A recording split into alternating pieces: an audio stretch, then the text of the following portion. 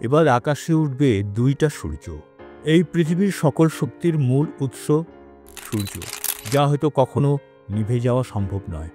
কিন্তু সত্যি যদি এমনটা হয়, হঠাৎ একদিন উঠে দেখলেন সূর্যের তেজ ক্রমশ কমে যাচ্ছে, কি হবে তখন? সূর্য নিভে গেলে এই ধরিত্রীতে কি আর কোনো প্রাণ থাকতে পারবে? বিজ্ঞানীরা বলছেন সূর্য বিনা প্রাণের অস্তিত্ব প্রশ্নের চিহ্নের মুখে এসে দাঁড়াবে। সেই চিন্তা থেকেই কৃত্রিম সূর্য তৈরির কাজে হাত লাগিয়েছিল চীন। তাতে এবার বড় সাফল্য অর্জন করল তারা।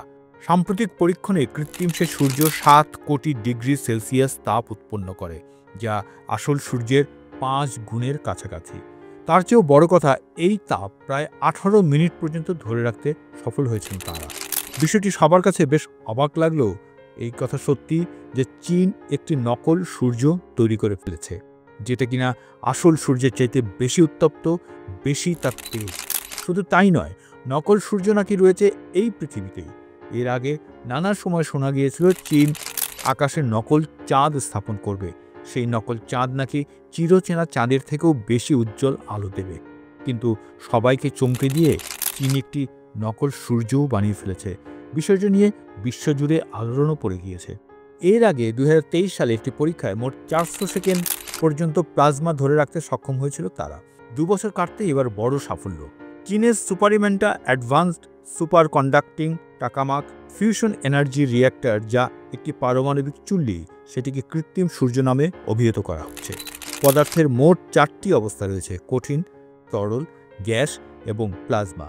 পদার্থ প্লাজমা অবস্থায় থাকলেও তা থেকে সবচেয়ে বেশি পরিমাণ শক্তি উৎপন্ন করা সম্ভব হয়। কৃত্রিম সূর্য তৈরি করতে পরমাণুর ফিউশন ঘটিয়ে প্লাজমা থেকে শক্তি উৎপন্ন করতে উদ্যোগী হয় চীন, যা মোটেই সহজ কাজ ছিল না। কিন্তু সেই কাজে বড় সাফল্য পেল তারা। চীনের ইনস্টিটিউট অব প্লাজমা ফিজিক্সের ডিরেক্টর সং ইউনতাও বলেন, প্লাজমার স্বয়ংক্রিয় সঞ্চালন চালু রাখতে অত্যন্ত দক্ষতার সঙ্গে স্থিতিশীল রেখে ফিউশন ডিভাইসকে 1000 সেকেন্ড চালাতে হবে। অবিরাম শক্তি উৎপন্ন করার জন্য এটি অত্যন্ত জরুরি। ইএসটিএ আন্তর্জাতিক সহযোগিতা মিলবে বলে আশাবাদী আমরা। এতে ফিউশন এনার্জিকে মানব সভ্যতার কল্যাণে ব্যবহার করা সম্ভব হবে। এর মূল লক্ষ্য বলা যায় মানুষের ক্রমবর্ধমান জ্বালানি চাহিদার পরিবেশ বান্ধব উৎস তৈরি। সমুদ্রের 1 লিটার পানি থেকে যে পরিমাণ ভিউটোরিয়াম গ্যাস পাওয়া যাবে, তা থেকে নিউক্লিয়ার ফিউশনের মাধ্যমে পাওয়া শক্তি 300 লিটার গ্যাসোলিন পুড়িয়ে পাওয়া শক্তির প্রায় সমান। জানা যায় যন্ত্রটি তৈরির পর এর পিছনে দৈনন্দিন খরচ $15,000। তবে এত খরচের পরও চীনের নতুন উদ্ভাবনকে ঘিরে উচ্ছ্বসিত গোটা বিজ্ঞানী মহল।